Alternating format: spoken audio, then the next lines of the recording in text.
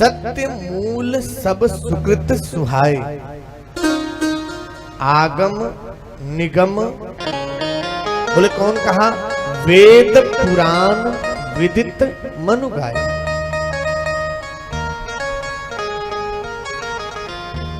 सत्य मूल सब सुकृत सुहाय, सत्य मूल सब सुहाय, वेद पुराण विदित मनु गाय, वेद पुराण विदित मनु गाय।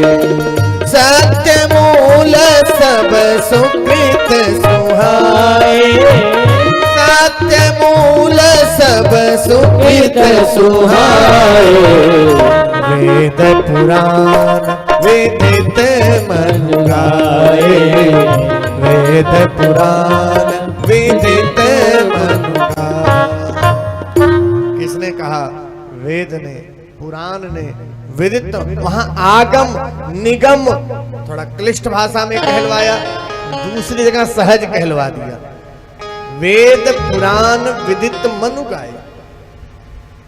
तो पहले श्लोक में श्री व्यास जी ने स्तुति की, और जब व्यास जी ने स्तुति की तो किसकी? बोले कि सत्य की स्तुति की। दूसरे श्लोक में वंदना की गई, जिसकी वंदना सुखदेव जी महाराज ने की। क्या स्तुति की उन्होंने? धर्म प्रोचित कैतवोत्र परमो निर्मत्सराणां सतां, वेद्यं वास्तवमत्र वस्तु शिवदं तापत्रयोन्मूलनम्। श्रीमद्भागवते महामुनिकृते किं वा परैरीश्वरः, सत्यो हृद्यवरुध्यते प्रकृतिभिः शुश्रूषुभिस्तत्तक्षणात्। दूसरे श्लोक में उन्होंने धर्म की स्तुति की। बोले कैसे धर्म की? बोले कैतवोत्र धर्म। कैतवोत्र का अर्थ क्या हुआ? बोले महाराज जिसमें कोई कामना ना हो। अच्छा, हम आप सब भी भगवान की साधना करते, बोले किस रूप में? हनुमान जी के मंदिर में जाएंगे, 5.25 किलो लड्डू ले लेंगे और हनुमान जी को चढ़ाएंगे और कहेंगे महाराज वो जो 1.5 करोड़ वाला टेंडर है वो हमारा पास हो जाना चाहिए। चढ़ाएंगे 5.25 किलो लड्डू और टेंडर पास कराएंगे 1.5 करोड़ का, 1.25 करोड़ का। अरे भैया 5.25 किलो लड्डू देने पर यदि हनुमान जी को 1.5 करोड़ देना पड़े तो हनुमान जी खरीद के न खा ले। 5.25 किलो लड्डू कितने का? लेकिन लोगों की प्रवृत्ति है कि प्रभु हम आपको इतना समर्पित करेंगे, आप हमारा ये काम कर दो। ये कैतवोत्र धर्म नहीं हुआ। कैतवोत्र धर्म का अर्थ हुआ जिसमें हमारी कोई कामना ना हो, हम कोई कामना न करते हो परमात्मा से। और किसकी साधना करें? किसकी साधना का धर्म परम धर्म कहा गया?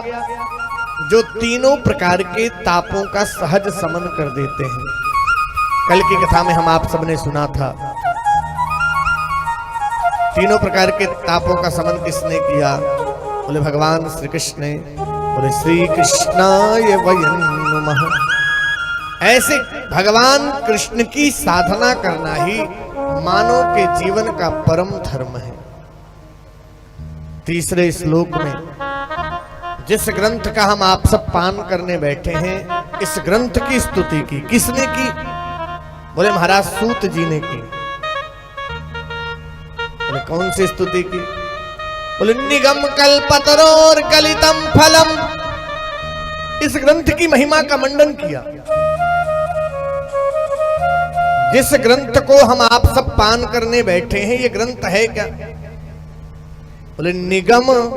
बाबूजी उधर आप ध्यान लगाएंगे तो कथा में रुचि कहां आएगी? निगम, निगम कहते हैं वेद को। निगम कल्पतरोर, निगम रूपी कल्प वृक्ष का ये गला हुआ फल है, एकदम पका हुआ, रस भरा पड़ा है। और वही महाराज ये सबसे ऊपर की डाली का। निगम माने वेद, वेद रूपी कल्प वृक्ष का ये गला हुआ फल और सबसे ऊपर की डाली का।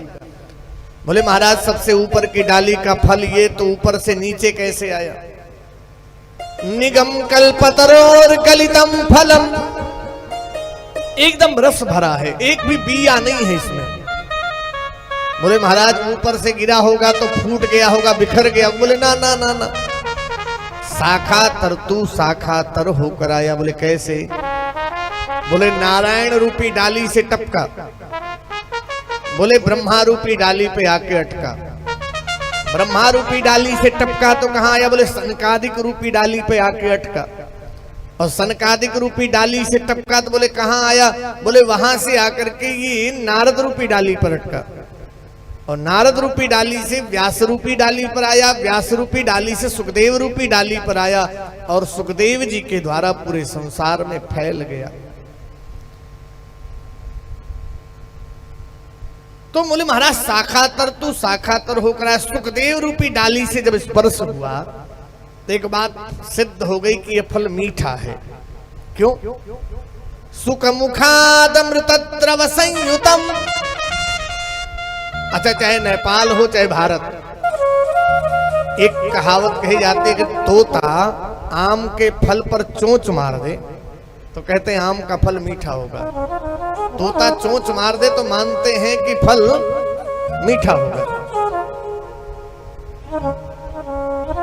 तो महाराज ये सुख के मुख के द्वारा जूठित फल है, अथवा मीठे फल पर ही चोंच मारता है, या तो चोंच मारते ही मीठा हो जाता है। बोले करें क्या हम? बोले पीबतु भागवतम। बोले इसे पिए। बोले कैसे? बोले कान के द्वारा। तो बहुत लोग तर्क दे देते महाराज, अभी भी गांव यहीं पे हुई थी कथा, वहां जाके 7 दिन सुने, वहां कथा हुई वहां सुने, वहां कथा हुई वहां सुने, क्या जरूरी थी बार बार कथा को सुने हम? तो मान लेना चाहिए कि उसने कथारस को जाना ही नहीं है।